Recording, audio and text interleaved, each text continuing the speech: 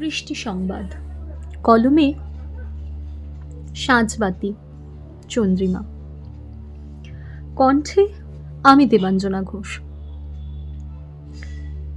আমি রূপকথা, নিরন্তর ছেলেবেলা, জগৎ বুঝি না, না বুঝেই ছুঁই। শ্লীষ, ব্যঙ্গ, বিদ্রূপ, আক্ষেপ, ক্ষোভ, হিংসা, দেশ কিছুই বুঝি না, কিচ্ছু না। তবে সমিতির রঙের সম্পর্কে সুস্পষ্ট ধারণা আছে।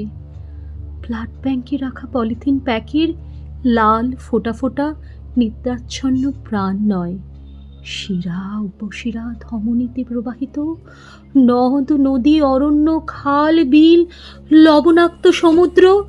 কৃষ্ণচূড়ার রং আমাকে বলে দিয়েছে একটা টিনেজ থেকে দুটো টিনেজ বা তিনটে অতিক্রম করে যেতে যেতে অনেকগুলো জন্মের কথা।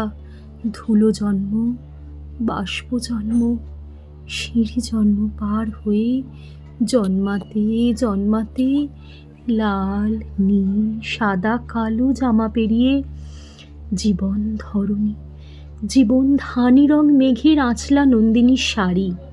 মৃত্যুকে আড়ি দিতে দিতে গর্বিণী শুধু এগিয়ে যায় অন্য এক জয়ের পথে, যেখানে পূর্বজন্মের আবাহন, যেখানে নির্বাসনের নির্বাসন, সেখানে নিগুড় আরশির ছায়া আর বিদ্যুৎ দেখায় তার অলংকার, একান্ত নিজস্ব আলো অহংকার, দেয় মলাহারির সুর ও বারবার জন্মের অঙ্গীকার।